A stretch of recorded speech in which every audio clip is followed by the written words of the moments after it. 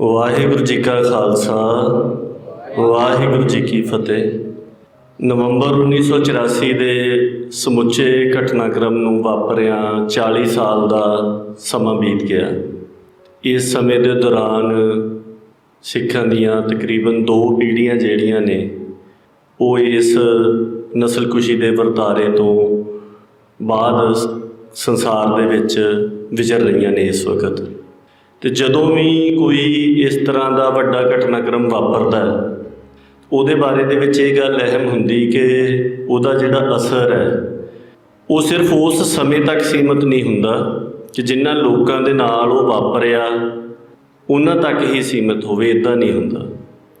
ਸੋ ਉਹ ਇਤਿਹਾਸ ਦੇ ਵਿੱਚ ਪਿੱਛੇ ਨੂੰ ਵੀ ਜਾਂਦਾ ਕਿਉਂਕਿ ਉਹਦੀਆਂ ਜਿਹੜੀਆਂ ਜੜ੍ਹਾਂ ਨੇ, ਉਹਦੇ ਜਿਹੜੇ ਕਾਰਨ ਹੈ, ਉਹਨਾਂ ਦੀਆਂ ਜੜ੍ਹਾਂ ਇਤਿਹਾਸ ਦੇ ਵਿੱਚ ਪਿੱਛੇ ਪਈਆਂ ਹੁੰਦੀਆਂ ਨੇ। ਉਹ ਭਵਿੱਖ ਵੱਲ ਨੂੰ ਵੀ ਜਾਂਦਾ ਕਿਉਂਕਿ ਅੱਗੇ ਵੀ ਜਿਨ੍ਹਾਂ ਨੇ ਸੰਸਾਰ ਦੇ ਵਿੱਚ ਵਿਚਰਨਾ ਹੁੰਦਾ ਉਹਨਾਂ ਦੇ ਉੱਪਰ ਉਹਦੇ ਅਸਰ ਰਹਿਣੇ ਹੁੰਦੇ ਆ। ਇਸ ਕਰਕੇ ਤੁਸੀਂ ਦੇਖੋ ਕਿ ਜਦੋਂ ਵੀ ਕੋਈ ਇਸ ਤਰ੍ਹਾਂ ਦਾ ਘੱਲੂਘਾਰਾ ਜਾਂ ਨਸਲਕੁਸ਼ੀ ਵਾਪਰਦੀ ਹੈ ਅਤੇ ਜਿਸ ਸਮਾਜ ਦੇ ਨਾਲ ਉਹ ਵਾਪਰ ਰਹੀ ਹੁੰਦੀ, ਉਹਦੀਆਂ ਆਉਣ ਵਾਲੀਆਂ ਪੀੜ੍ਹੀਆਂ ਜਿਹੜੀਆਂ ਨੇ ਉਹ ਆਪਣੇ ਆਪ ਹੀ ਖੁਦ ਨੂੰ ਉਸ ਘਟਨਾਕ੍ਰਮ ਦੇ ਨਾਲ ਜੋੜ ਲੈਂਦੀਆਂ। ਸੋ ਜੋ ਕੁਝ ਵੀ ਜੂਨ ਅਤੇ ਨਵੰਬਰ 1984 ਦੇ ਵਿੱਚ ਵਾਪਰਿਆ ਉਹਨੂੰ ਕਈ ਨਜ਼ਰੀਆਂ ਤੋਂ ਦੇਖਿਆ ਜਾ ਸਕਦਾ। ਇੱਕ ਨਜ਼ਰੀਆ ਜਿਹੜਾ ਸੀਗਾ ਉਹ ਇੰਡੀਆ ਦੀ ਸਰਕਾਰ ਨੇ ਦਿੱਤਾ। ਜੂਨ 1984 ਦੇ ਬਾਰੇ ਦੇ ਵਿੱਚ ਉਹਨਾਂ ਨੇ ਕਿਹਾ ਕਿ ਅਸੀਂ ਦਰਬਾਰ ਸਾਹਿਬ ਦੀ ਜਿਹੜੀ ਪਵਿੱਤਰਤਾ ਆ ਉਹ ਬਹਾਲ ਕੀਤੀ, ਕਿ ਬਹੁਤ ਸਾਰੇ ਜਿਹੜੇ ਗਲਤ ਅਨਸਰ ਸਰਕਾਰ ਜਿਨ੍ਹਾਂ ਨੂੰ ਕਹਿੰਦੀ ਸੀਗੀ ਕਿ ਉਹ ਦਰਬਾਰ ਸਾਹਿਬ ਦੇ ਉਸ ਸਮੂਹ ਦੇ ਵਿੱਚ ਚਲੇ ਗਏ ਸੀਗੇ, ਅਤੇ ਉਹਦੇ ਕਰਕੇ ਉੱਥੋਂ ਦੀ ਪਵਿੱਤਰਤਾ ਜਿਹੜੀ ਹੈ ਗੁਰਧਾਮਾਂ ਦੀ ਉਹ ਬਰਕਰਾਰ ਨਹੀਂ ਸੀ ਰਹਿ ਰਹੀ। ਪਰ ਸਿੱਖਾਂ ਨੇ ਦੁਨੀਆ ਭਰ ਦੇ ਵਿੱਚ ਬੈਠਿਆਂ ਨੇ ਸਰਕਾਰ ਦੇ ਇਸ ਬਿਰਤਾਂਤ ਨੂੰ ਬਿਲਕੁਲ ਨਹੀਂ ਮੰਨਿਆ ਔਰ ਉਹਨਾਂ ਨੇ ਇਹਨੂੰ ਉਸ ਸਮੇਂ ਦੇ ਵਿੱਚ ਹੀ ਇੱਕ ਘੱਲੂਘਾਰੇ ਦੇ ਵਜੋਂ ਦੇਖਣਾ ਸ਼ੁਰੂ ਕਰ ਦਿੱਤਾ। ਨਵੰਬਰ 1984 ਦੇ ਵਿੱਚ ਜਦੋਂ ਪਹਿਲੇ ਹਫ਼ਤੇ ਦੇ ਦੌਰਾਨ ਸਿੱਖਾਂ ਦਾ ਸਾਰੇ ਇੰਡੀਆ 'ਚ ਕਤਲੇਆਮ ਹੋਇਆ, 8 ਨਵੰਬਰ ਨੂੰ ਗੁਰੂ ਨਾਨਕ ਪਾਤਸ਼ਾਹ ਦਾ ਗੁਰਪੁਰਬ ਸੀਗਾ। ਉਸ ਦਿਨ RSS ਦੇ ਇੱਕ ਵਿਚਾਰਵਾਨ ਨੇ, ਉਹਨਾਂ ਦੇ ਇੱਕ ਆਈਡੀਓਲੋਗ ਨੇ ਇੱਕ ਪਰਚਾ ਲਿਖਿਆ, ਆਤਮ ਚਿੰਤਨ ਦੇ ਕਸ਼ਣ, movements of soul searching, Hindi ਦੇ ਵਿੱਚ ਉਹ ਸੀਗਾ। ਗੁਰੂ ਨਾਨਕ ਪਾਤਸ਼ਾਹ ਦੇ ਗੁਰਪੁਰਬ ਦੇ ਉੱਪਰ ਉਹ ਛਾਪਿਆ ਗਿਆ। ਉਹਦੇ ਵਿੱਚ ਉਹਨੇ ਜਿਹੜੀਆਂ ਗੱਲਾਂ ਦਾ ਇਤਰਾਜ਼ ਚੱਕਿਆ ਸਿੱਖਾਂ ਦੇ ਉੱਪਰ, ਉਹਦੇ ਵਿੱਚੋਂ ਇੱਕ ਵੱਡਾ ਇਤਰਾਜ਼ ਉਹਨੇ ਇਹ ਚੱਕਿਆ ਕਿ ਸਿੱਖਾਂ ਨੇ ਜੂਨ ਦੇ ਵਿੱਚ ਜਿਹੜਾ ਹਮਲਾ ਹੋਇਆ ਸੀਗਾ ਦਰਬਾਰ ਸਾਹਿਬ ਦੇ ਉੱਪਰ, ਉਹਨੂੰ ਘੱਲੂਘਾਰਾ ਕਹਿਣਾ ਸ਼ੁਰੂ ਕਰ ਦਿੱਤਾ। ਉਹ ਕਹਿੰਦਾ ਵੀ ਘੱਲੂਘਾਰਾ ਤਾਂ ਅਹਿਮਦ ਸ਼ਾਹ ਅਬਦਾਲੀ ਦੇ ਹਮਲਿਆਂ ਨੂੰ ਕਿਹਾ ਜਾਂਦਾ ਸੀਗਾ। ਉਹ ਕਹਿੰਦਾ ਕਿ ਇਹਨਾਂ ਨੇ ਉਹਦੇ ਨਾਲ ਲਿਜਾ ਕੇ ਗੱਲ ਜੋੜੀ ਅਤੇ ਇੰਦਰਾ ਗਾਂਧੀ ਨੂੰ ਅਹਿਮਦ ਸ਼ਾਹ ਅਬਦਾਲੀ ਵਾਂਗੂ ਦਿਖਾਇਆ। ਇਹ ਸਿੱਖਾਂ ਨੇ ਬਹੁਤ ਗਲਤ ਕੀਤਾ, ਇਹਨਾਂ ਨੂੰ ਇਸ ਰਸਤੇ ਨਹੀਂ ਸੀ ਪੈਣਾ ਚਾਹੀਦਾ। ਸੋ ਮੇਰੇ ਕਹਿਣ ਦਾ ਭਾਵ ਹੈ ਕਿ ਸਿੱਖਾਂ ਨੇ ਉਸ ਸਮੇਂ ਵੀ ਉਹਨਾਂ ਨੇ ਉਹਨੂੰ ਘੱਲੂਘਾਰੇ ਦੇ ਵਾਂਗੂ ਹੀ ਦੇਖਣਾ ਸ਼ੁਰੂ ਕਰ ਰਿਹਾ। ਹਾਲਾਂਕਿ ਹੁਣ 40 ਸਾਲ ਬਾਅਦ ਵਿਆਪਕ ਪੱਧਰ ਦੇ ਉੱਪਰ ਇਹ ਗੱਲ ਜਿਹੜੀ ਹੈ ਕਿ ਜੂਨ 1984 ਨੂੰ ਅਸੀਂ ਤੀਜੇ ਘੱਲੂਘਾਰੇ ਦੇ ਵਜੋਂ ਯਾਦ ਕਰਦੇ ਹਾਂ। ਦੂਸਰੀ ਜਿਹੜੀ ਗੱਲ ਵਾਪਰੀ ਨਵੰਬਰ ਦੇ ਵਿੱਚ, ਉਹਦੇ ਬਾਰੇ ਦੇ ਵਿੱਚ ਇੰਡੀਆ ਦੀ ਸਰਕਾਰ ਨੇ ਪਿਛਲੇ ਸਾਰੇ ਸਮੇਂ ਦੇ ਦੌਰਾਨ ਇਸ ਗੱਲ ਦੇ ਉੱਪਰ ਜ਼ੋਰ ਲਾਇਆ ਕਿ ਨਵੰਬਰ 1984 ਦੇ ਵਿੱਚ ਕਿਉਂਕਿ ਇੰਦਰਾ ਗਾਂਧੀ ਦਾ ਕਤਲ ਹੋ ਗਿਆ ਸੀਗਾ, ਇਸ ਕਰਕੇ ਲੋਕ ਬਹੁਤ ਜ਼ਿਆਦਾ ਗੁੱਸੇ ਦੇ ਵਿੱਚ ਸੀਗੇ। ਉਹਨਾਂ ਨੇ ਗੁੱਸੇ ਦੇ ਵਿੱਚ ਆਇਆਂ ਹੋਇਆਂ ਨੇ ਅਚਾਨਕ ਹੀ ਦੰਗੇ ਕਰਨੇ ਸ਼ੁਰੂ ਕਰ ਦਿੱਤੇ। ਅਤੇ ਜਿੰਨੀ ਗੱਲਬਾਤ ਅਸੀਂ ਲਾ ਲਓ ਪਿਛਲੇ 20 ਸਾਲ ਤੋਂ ਦੇਖ ਸੁਣ ਰਹੇ, 20 ਜਾਂ 22 ਸਾਲ ਤੋਂ, ਸੋ ਉਹਦੇ ਵਿੱਚ ਇਹੀ ਬਿਰਤਾਂਤ ਪ੍ਰਮੁੱਖ ਰਿਹਾ। ਅਤੇ ਜਿੰਨੀ ਕੁ ਚਰਚਾ ਵੀ ਹੁੰਦੀ ਰਹੀ ਉਹ ਇਸ ਗੱਲ ਦੇ ਉੱਪਰ ਹੁੰਦੀ ਰਹੀ ਕਿ ਦਿੱਲੀ, ਕਾਨਪੁਰ ਅਤੇ ਬੋਕਾਰੋ, ਕਿਸੇ ਚੌਥੀ ਥਾਂ ਦਾ ਜ਼ਿਕਰ ਬਹੁਤਾ ਜ਼ਿਆਦਾ ਨਹੀਂ ਸੀ ਸੁਣੀਦਾ। ਕੁਝ ਸਮਾਂ ਪਹਿਲਾਂ ਹਰਿਆਣੇ ਦਾ ਜ਼ਿਕਰ ਜ਼ਰੂਰ ਆਇਆ ਜਦੋਂ ਹੋਂਦ ਚੱਲਣ ਵਾਲਾ ਮਾਮਲਾ ਸਾਹਮਣੇ ਆਇਆ ਸੀਗਾ, ਪਰ ਉਹਨਾਂ ਨੇ ਲਾ ਪਾ ਕੇ ਸਾਰੀ ਗੱਲ ਨੂੰ ਦਿੱਲੀ ਉੱਤੇ ਕੇਂਦਰਿਤ ਕਰਨ ਦੀ ਕੋਸ਼ਿਸ਼ ਕੀਤੀ। ਦੂਜਾ, ਜਿਹੜੀ ਇਸ ਹਿੰਸਾ ਦੀ ਤਾਸੀਰ ਦੱਸੀ ਉਹਨਾਂ ਨੇ ਇਹੀ ਦੱਸੀ ਕਿ ਇੱਕ ਦੰਗੇ ਸੀਗੇ। ਦੰਗੇ ਇਸ ਕਰਕੇ ਸੀਗੇ ਕਿਉਂਕਿ ਲੋਕ ਬਹੁਤ ਜ਼ਿਆਦਾ ਭੜਕ ਗਏ ਸੀਗੇ। ਉਹਨਾਂ ਨੇ ਅਚਾਨਕ ਹੀ ਹਿੰਸਾ ਜਿਹੜੀ ਹੈ ਉਹ ਕਰਨੀ ਸ਼ੁਰੂ ਕਰ ਦਿੱਤੀ। ਪਰ ਆਪਾਂ ਦੇਖੀਏ ਕਿ ਸਿੱਖਾਂ ਨੇ ਕਦੀ ਵੀ ਇਹਨੂੰ ਨਾ ਤਾਂ ਦਿੱਲੀ ਤੱਕ ਸੀਮਤ ਮੰਨਿਆ ਤੇ ਨਾ ਹੀ ਇਹਨੂੰ ਕਦੀ ਦੰਗਿਆਂ ਦੇ ਰੂਪ ਦੇ ਵਿੱਚ ਮੰਨਿਆ। 1986 ਦੇ ਵਿੱਚ 4 ਕਿਤਾਬਚੇ ਜਿਹੜੇ ਆ ਸੁਖਜੀਤ ਸਿੰਘ ਸੋਖੀ ਹੋਣਾ ਦੇ ਵੱਲੋਂ ਲਿਖੇ ਹੋਏ ਉਹ ਸ਼੍ਰੋਮਣੀ ਗੁਰਦੁਆਰਾ ਪ੍ਰਬੰਧਕ ਕਮੇਟੀ ਛਾਪਦੀ ਹੈ। ਉਹਦੇ ਵਿੱਚ ਉਹ ਸਾਰੀ ਇੰਡੀਆ ਦੇ ਵਿੱਚ ਕਿੱਥੇ ਕਿੱਥੇ ਵਾਪਰਿਆ ਸੀਗਾ, ਸਾਰੀਆਂ ਥਾਵਾਂ ਤਾਂ ਬੇਸ਼ੱਕ ਉਹਦੇ 'ਚ ਨਹੀਂ ਸੀਗੀਆਂ ਪਰ ਕਾਫੀ ਵਿਆਪਕ ਉਹਦੇ ਵਿੱਚ ਜਾਣਕਾਰੀ ਸੀਗੀ।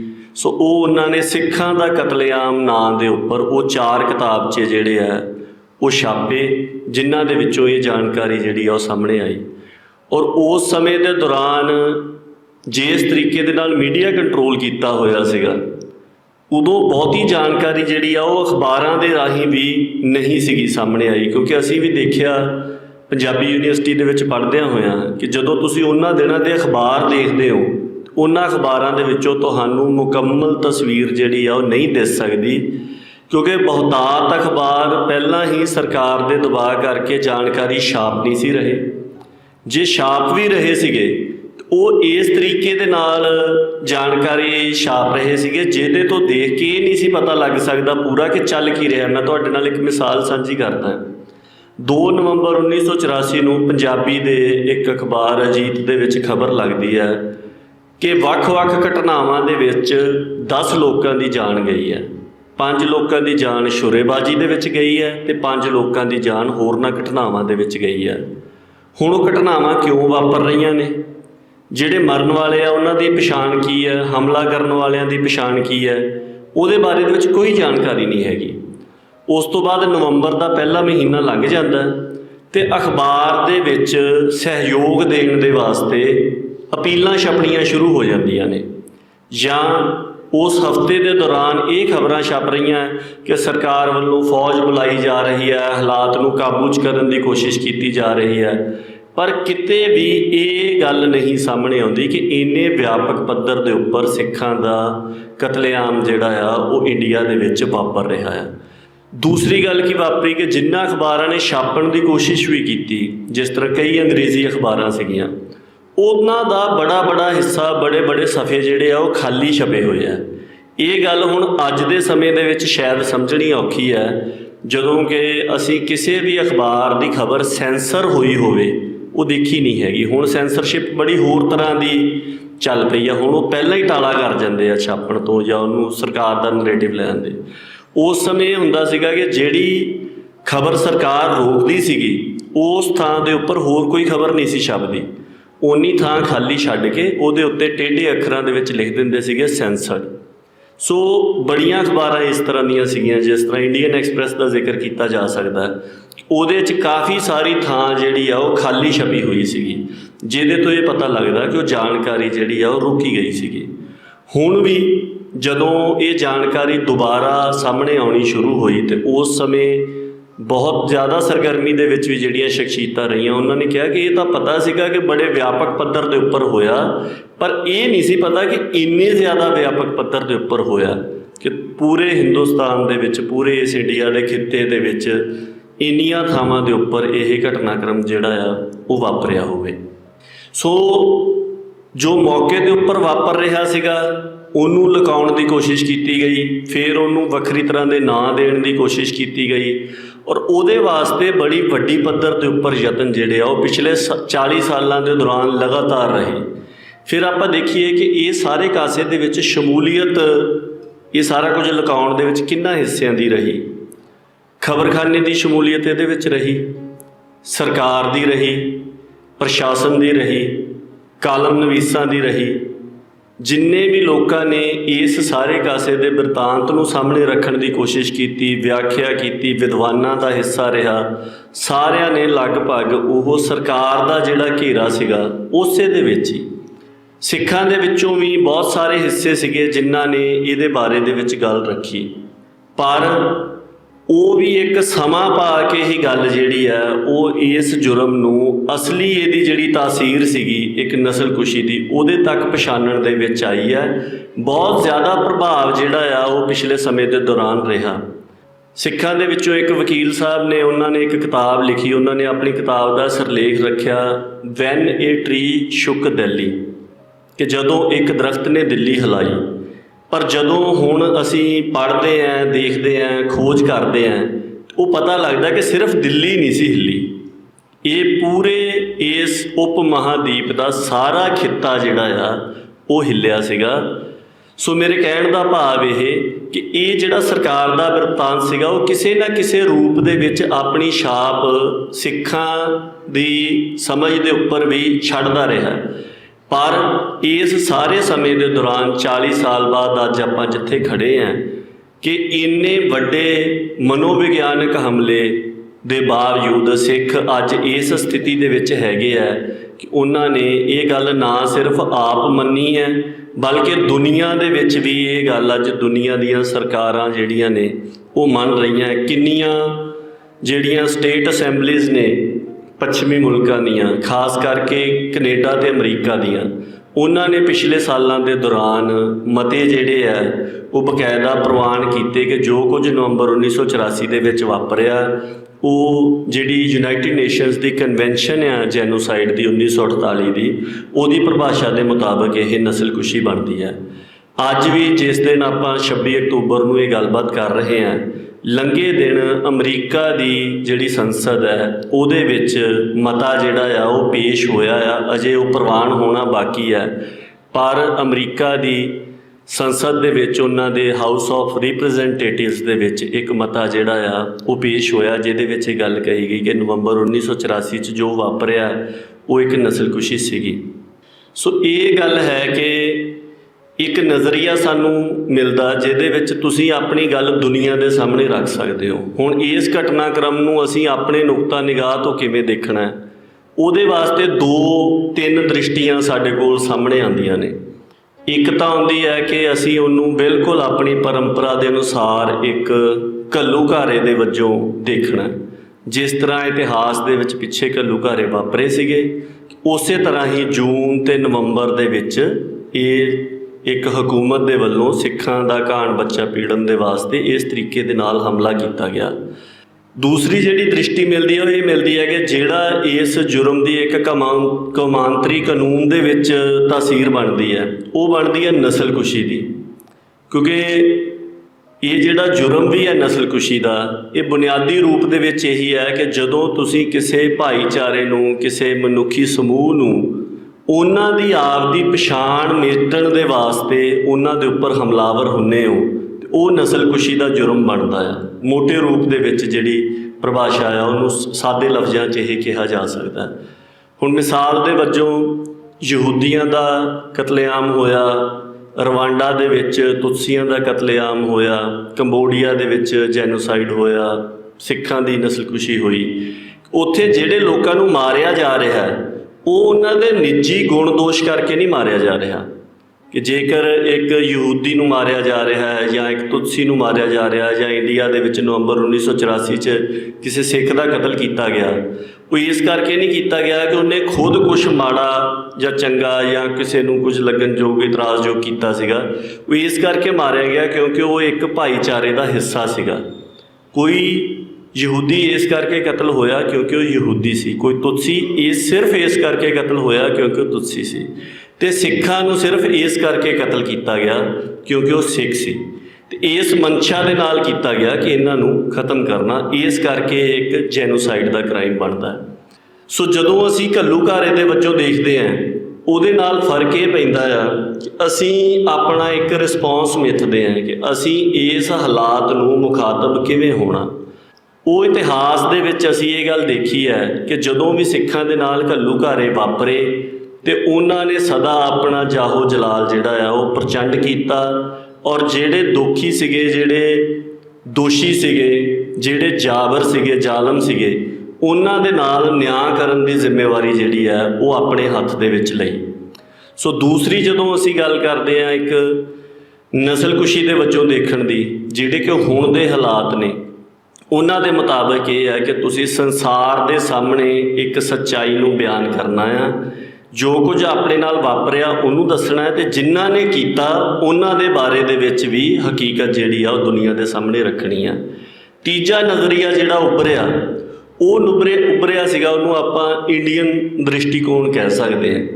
ਉਹਦੇ ਵਿੱਚ ਉਹਨਾਂ ਨੇ ਦੰਗਿਆਂ ਦੇ ਵਜੋਂ ਪ੍ਰਭਾਸ਼ਿਤ ਕੀਤਾ, ਜਿਹਦੇ ਵਿੱਚੋਂ ਕੀ ਰਿਸਪੌਂਸ ਨਿਕਲ ਕੇ ਆਇਆ। ਇੱਕ ਤਾਂ ਇਹ ਨਿਕਲ ਕੇ ਆਇਆ ਕਿ ਤੁਸੀਂ ਮੁਆਵਜ਼ੇ ਲੈ ਲਓ। ਉਹ ਆਪਾਂ ਪਿਛਲੇ ਸਾਰੇ ਸਮੇਂ ਦੇ ਦੌਰਾਨ ਦੇਖਿਆ, ਇੰਡੀਆ ਦੇ ਵਿੱਚ ਪਿਛਲੇ 40 ਸਾਲਾਂ ਦੇ ਦੌਰਾਨ ਇੱਦਾਂ ਤਾਂ ਹੋਇਆ ਨਹੀਂ ਕਿ ਸਿਰਫ ਉਸੇ ਪਾਰਟੀ ਦੀ ਸਰਕਾਰ ਹੀ ਰਹੀ ਹੋਵੇ।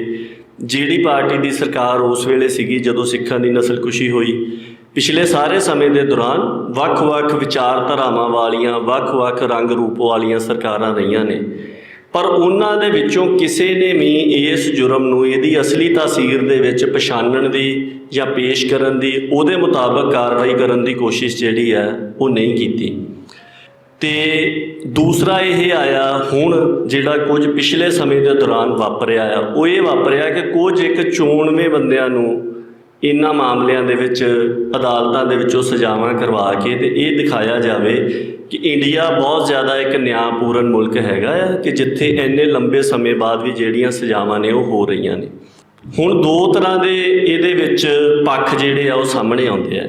ਇੱਕ ਤਾਂ ਇੰਡੀਆ ਦੇ ਵਿੱਚ ਵੱਖ-ਵੱਖ ਸਰਕਾਰਾਂ ਦਾ ਨਜ਼ਰੀਆ ਸਾਹਮਣੇ ਆਉਂਦਾ ਆ, ਤੇ ਇੱਕ ਇੰਡੀਆ ਦੀ ਸਟੇਟ ਦਾ ਨਜ਼ਰੀਆ ਸਾਹਮਣੇ ਆਉਂਦਾ। ਸੋ ਜਿੰਨਾ ਸਮਾਂ ਕਾਂਗਰਸ ਦੀ ਸਰਕਾਰ ਰਹੀ, ਉਹਨਾਂ ਨੇ ਇਹ ਗੱਲ ਨੂੰ ਮੁਕੰਮਲ ਤੌਰ ਦੇ ਉੱਪਰ ਯਕੀਨੀ ਬਣਾਇਆ ਕਿ ਜਿਹੜੇ ਬੰਦਿਆਂ ਨੇ ਸਿੱਖਾਂ ਦਾ ਕਤਲੇਆਮ ਕੀਤਾ ਸੀਗਾ ਉਹਨਾਂ ਦੇ ਖਿਲਾਫ ਕੋਈ ਕਾਰਵਾਈ ਨਾ ਹੋਵੇ। ਇਸ ਦੇ ਉਲਟ ਉਹਨਾਂ ਨੇ ਹਰ ਉਸ ਬੰਦੇ ਨੂੰ ਜਿੱਥੇ ਵੀ ਸੰਭਵ ਸੀਗਾ ਉਹਨੂੰ ਸਿਆਸੀ ਅਹੁਦੇ ਦਿੱਤੇ, ਉਹਨੂੰ ਤਾਕਤ ਦੇ ਵਿੱਚ ਰੱਖਿਆ, ਉਹਨਾਂ ਨੂੰ ਵੱਡੇ ਵੱਡੇ ਅਹੁਦਿਆਂ ਦੇ ਉੱਪਰ ਲਿਜਾ ਕੇ ਬਿਠਾਇਆ, ਸੱਤਾ ਦਾ ਤਾਕਤ ਦਾ ਹਿੱਸਾ ਬਣਾ ਕੇ ਰੱਖਿਆ। ਜਿਹੜੀਆਂ ਜ਼ਿਆਦਾ ਚਰਚਾ ਦੇ ਵਿੱਚ ਨਾਮ ਆਉਂਦੇ ਰਹੇ, ਜਿਸ ਤਰ੍ਹਾਂ ਸੱਜਣ ਕੁਮਾਰ ਦਾ, ਜਗਦੀਸ਼ ਟਾਈਟਲਰ ਦਾ, ਕਮਲਨਾਥ ਦਾ, ਉਹਨਾਂ ਦੀ ਸਰਕਾਰ ਦੀ ਜਿਹੜੀ ਪਹੁੰਚ ਆ ਉਹ ਬਿਲਕੁਲ ਸਾਹਮਣੇ ਸੀਗੀ। ਜਦੋਂ ਦੂਸਰੀ ਪਿੱਪਰਵਾਦੀ ਧਿਰ ਦੀ ਸਰਕਾਰ ਆਉਂਦੀ ਹੈ ਤਾਂ ਉਹਨਾਂ ਨੇ ਇਹ ਦਿਖਾਉਣ ਦੇ ਵਾਸਤੇ ਕਿ ਅਸੀਂ ਇਸ ਮਾਮਲੇ ਦੇ ਵਿੱਚ ਕਾਰਵਾਈ ਕਰਾਂਗੇ, ਉਹਨਾਂ ਨੇ ਇੱਕ ਨਾਨਾਵਤੀ ਕਮਿਸ਼ਨ ਬਿਠਾਇਆ। ਸੋ ਉਹਨੇ ਆਪ ਦੀਆਂ ਜਿਹੜੀਆਂ ਨੇ ਉਹ ਰਿਕਮੈਂਡੇਸ਼ਨਸ ਦਿੱਤੀਆਂ। ਉਹਨੇ ਚਿਰ ਤੱਕ ਸਰਕਾਰ ਬਦਲ ਗਈ ਸੀਗੀ, ਦੂਸਰੀ ਸਰਕਾਰ ਆਈ, ਉਹਨਾਂ ਨੇ ਉਹਦੇ ਉੱਪਰ ਉਸ ਤਰ੍ਹਾਂ ਕਾਰਵਾਈ ਨਹੀਂ ਕੀਤੀ। 2014 ਤੋਂ ਬਾਅਦ ਦੁਬਾਰਾ ਫੇਰ ਇਹ ਆਏ ਤਾਂ ਇਹਨਾਂ ਨੇ ਉਹਨਾਂ ਬੰਦਿਆਂ ਦੇ ਖਿਲਾਫ ਜਿਹੜੇ ਮੁਕੱਦਮੇ ਸੀਗੇ ਉਹ ਚਲਾਉਣੇ ਸ਼ੁਰੂ ਕੀਤੇ, ਜਿਨ੍ਹਾਂ ਦੇ ਵਿੱਚੋਂ ਪ੍ਰਮੁੱਖ ਮੁਕੱਦਮਾ ਜਿਹੜਾ ਆ ਉਹ ਸੱਜਣ ਕੁਮਾਰ ਦੇ ਖਿਲਾਫ ਚੱਲਿਆ ਤੇ ਹੁਣ ਜਿਹੜਾ ਆ ਉਹ ਜਗਦੀਸ਼ ਟਾਈਟਲਰ ਦੇ ਖਿਲਾਫ ਚੱਲਿਆ। ਸੋ ਇਹਦੇ ਰਾਹੀਂ ਸਟੇਟ ਇੱਕ ਇਹ ਪ੍ਰਭਾਵ ਸਿਰਜਣ ਦੀ ਕੋਸ਼ਿਸ਼ ਕਰ ਰਹੀ ਹੈ ਕਿ ਇੰਡੀਆ ਇੱਕ ਨਿਆਂਪੂਰਨ ਮੁਲਕ ਹੈ, ਜਿੱਥੇ ਭਾਵੇਂ 35 ਸਾਲ ਪਹਿਲਾਂ, 40 ਸਾਲ ਪਹਿਲਾਂ ਕਿਸੇ ਨੇ ਜ਼ੁਰਮ ਕੀਤਾ ਹੋਵੇ ਉਹਨੂੰ ਸਜ਼ਾ ਮਿਲੂਗੀ। ਪਰ ਆਪਾਂ ਦੇਖੀਏ ਕਿ ਇੱਕ ਗੱਲ ਤਾਂ ਇਹ ਕਿ ਇੰਡੀਆ ਦੇ ਕਾਨੂੰਨ ਦੇ ਵਿੱਚ ਕੋਈ ਵੀ ਅਜਿਹੀ ਧਾਰਾ ਨਹੀਂ ਹੈ ਜਿਹਦੇ ਵਿੱਚ ਨਸਲਕੁਸ਼ੀ ਨੂੰ ਜੁਰਮ ਮੰਨਿਆ ਗਿਆ ਹੋਵੇ, ਕੋਈ ਨਹੀਂ ਹੈ।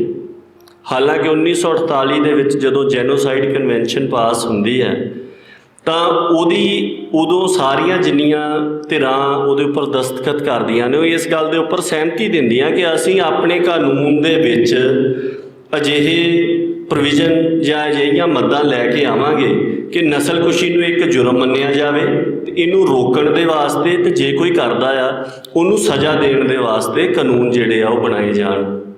ਪਰ ਅੱਜ ਤੱਕ ਇੰਡੀਆ ਦੇ ਵਿੱਚ ਅਜਿਹਾ ਕੋਈ ਵੀ ਕਾਨੂੰਨ ਜਿਹੜਾ ਆ ਉਹ ਨਹੀਂ ਹੈਗਾ। ਜਿਹੜੇ ਹੁਣ ਆਹ IPC ਨੂੰ ਬਦਲ ਕੇ ਇਹਨਾਂ ਨੇ ਭਾਰਤੀ ਨਿਆਂ ਸੰਹਿਤਾ ਕੀਤਾ, ਬਾਕੀ ਸਾਰੇ ਜਿੰਨੇ ਫੌਜਦਾਰੀ ਦੇ ਕਾਨੂੰਨ ਸੀਗੇ ਉਹ ਬਦਲੇ ਆ, ਉਹਦੇ ਵਿੱਚ ਵੀ ਇਹਨਾਂ ਨੇ ਬਿਲਕੁਲ ਇਸ ਤਰ੍ਹਾਂ ਦੀ ਕੋਈ ਵੀ ਮੱਦ ਜਿਹੜੀ ਆ ਉਹ ਨਹੀਂ ਪਾਈ ਜਿਹਦੇ ਤਹਿਤ ਦੋ ਵੱਡੇ ਜੁਰਮ, ਇੱਕ ਨਸਲਕੁਸ਼ੀ ਤੇ ਦੂਸਰਾ ਮਨੁੱਖਤਾ ਦੇ ਖਿਲਾਫ ਜੁਰਮ, genocide and crime against humanity, ਇਹ ਦੋਵੇਂ ਇੰਡੀਆ ਦੇ ਵਿੱਚ ਜੁਰਮ ਹੋਣ। ਸੋ ਇੱਕ ਸਵਾਲ ਤਾਂ ਇਹਦੇ ਵਿੱਚੋਂ ਇਹ ਉੱਠਦਾ ਆ ਕਿ ਜਦੋਂ ਤੁਸੀਂ ਕਿਸੇ ਜੁਰਮ ਨੂੰ ਹੀ ਨਹੀਂ ਮੰਨ ਰਹੇ ਤਾਂ ਉਹਦੇ ਵਾਸਤੇ ਨਾ ਤਾਂ ਤੁਸੀਂ ਕਿਸੇ ਨੂੰ ਸਜ਼ਾ ਦੇ ਸਕਦੇ ਹੋ ਤੇ ਨਾ ਹੀ ਕਿਸੇ ਨੂੰ ਤੁਸੀਂ ਉਸ ਪੱਖ ਦੇ ਵਿੱਚ ਨਿਆਂ ਦੇ ਸਕਦੇ ਹੋ। ਦੂਸਰੀ ਗੱਲ ਜਿਹੜੀ ਆ ਉਹ ਇਹ ਦੇਖੀ ਜਾਵੇ ਕਿ ਜਿਹੜੀ ਸਰਕਾਰ ਹੈ ਉਹਦੀ ਹਾਲ ਦੀ ਘੜੀ ਇਸ ਤਰ੍ਹਾਂ ਦੀ ਇੱਛਾ ਹੈਗੀ ਕਿ ਕੁਝ ਇੱਕ ਚੋਣਵੇਂ ਮਾਮਲਿਆਂ ਦੇ ਵਿੱਚ ਕੋਈ ਕਾਰਵਾਈ ਕਰਕੇ ਇਹ ਪ੍ਰਭਾਵ ਸਿਰਜਿਆ ਜਾਵੇ ਕਿ ਇੰਡੀਆ ਦੇ ਵਿੱਚ ਚਾਹੇ ਜਿੰਨੇ ਮਰਜ਼ੀ ਪੁਰਾਣੇ ਮਾਮਲੇ ਹੋਣ, ਜੇ ਕੋਈ ਜੁਰਮ ਹੋਇਆ ਤਾਂ ਉਹ ਸਜ਼ਾ ਜਿਹੜੀ ਆ ਉਹ ਦਿੱਤੀ ਜਾਵੇ ਸਜ਼ਾ। ਚੰਗੀ ਗੱਲ, ਇਸ ਗੱਲ ਤੋਂ ਤਾਂ ਕਦੀ ਕਿਸੇ ਨੇ ਇਨਕਾਰ ਨਹੀਂ ਕੀਤਾ। ਅਸੀਂ ਤਾਂ ਬੜੇ ਚਿਰ ਤੋਂ ਇਹ ਗੱਲ ਕਹਿੰਦੇ ਹਾਂ ਕਿ ਜੇਕਰ ਜੈਨੋਸਾਈਡ ਦੇ ਮਾਮਲੇ ਦੇ ਵਿੱਚ ਨਿਆਂ ਨਹੀਂ ਹੋਇਆ ਤਾਂ ਇਹ ਇੰਡੀਅਨ ਸਰਕਾਰ ਦਾ ਫੇਲਿਅਰ ਹੈ।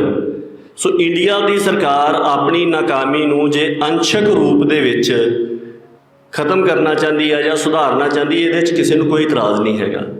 ਪਰ ਜਿਹੜਾ ਇਹ ਪ੍ਰਭਾਵ ਸਿਰਜਣ ਦੀ ਕੋਸ਼ਿਸ਼ ਕੀਤੀ ਜਾ ਰਹੀ ਹੈ, ਇਹ ਬਿਲਕੁਲ ਗਲਤ ਹੈ। ਕਿਉਂਕਿ ਜਦੋਂ ਅਸੀਂ ਸਟੇਟ ਦੀ ਪਾਲਿਸੀ ਦੇਖਦੇ ਹਾਂ ਤਾਂ ਉਹ ਬਿਲਕੁਲ ਇਹਦੇ ਤੋਂ ਉਲਟ ਨਜ਼ਰ ਆਉਂਦੀ ਹੈ। ਉਹ ਆਪਣੇ ਉਸ ਬਿਰਤਾਂਤ ਦੇ ਉੱਪਰ ਬਿਲਕੁਲ ਅੜੇ ਹੋਏ ਹੈ ਕਿ ਇਹ ਦੰਗੇ ਸੀਗੇ, ਔਰ ਇਹਦੇ ਤੋਂ ਵੀ ਜ਼ਿਆਦਾ ਉਹ ਇਸ ਗੱਲ ਦੇ ਉੱਪਰ ਜ਼ੋਰ ਦਿੰਦੇ ਆ ਕਿ ਇਹ ਸਿਰਫ ਦਿੱਲੀ ਦੇ ਤੱਕ ਹੀ ਸੀਮਤ ਸੀਗਾ।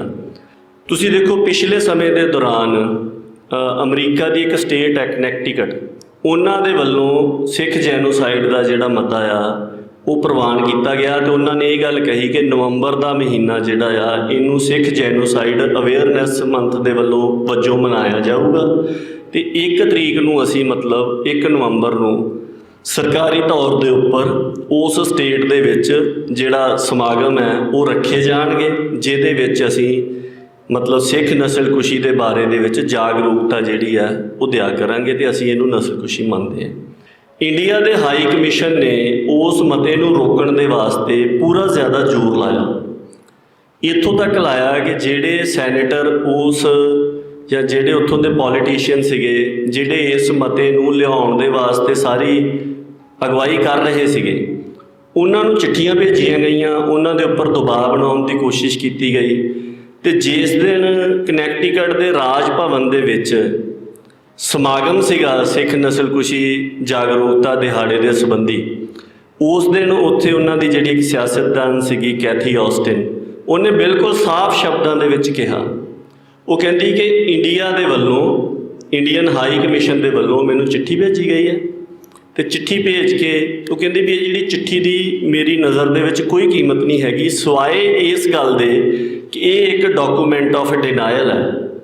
ਉਹ ਕਹਿੰਦੀ ਕਿ ਇਹ ਸਾਨੂੰ ਸਾਰਿਆਂ ਨੂੰ ਹੀ ਪਤਾ ਕਿ ਜਿੱਥੇ ਵੀ ਇਸ ਤਰ੍ਹਾਂ ਦੇ ਮਹਾਂ ਜੁਰਮ ਵਾਪਰੇ ਨੇ, ਇਹ ਜੁਰਮ ਕਰਨ ਵਾਲੀ ਜਿਹੜੀ ਸਰਕਾਰ ਹੁੰਦੀ ਜਾਂ ਕਰਨ ਵਾਲੀ ਧਿਰ ਹੁੰਦੀ ਹੈ, ਉਹ ਸਦਾ ਹੀ ਇਹਦੇ ਤੋਂ ਮੁਨਕਰ ਹੁੰਦੀ ਹੈ। ਉਹ ਕਹਿੰਦੀ ਕਿ ਸਾਨੂੰ ਪਤਾ ਕਿ ਅਜੇ ਵੀ ਇਸ ਤਰ੍ਹਾਂ ਦੇ ਲੋਕ ਹੈਗੇ ਆ ਜਿਹੜੇ ਕਹਿੰਦੇ ਕਿ ਯਹੂਦੀਆਂ ਦੇ ਨਾਲ ਜੋ ਕੁਝ ਵਾਪਰਿਆ ਉਹ ਕਦੀ ਵਾਪਰਿਆ ਹੀ ਨਹੀਂ ਸੀਗਾ।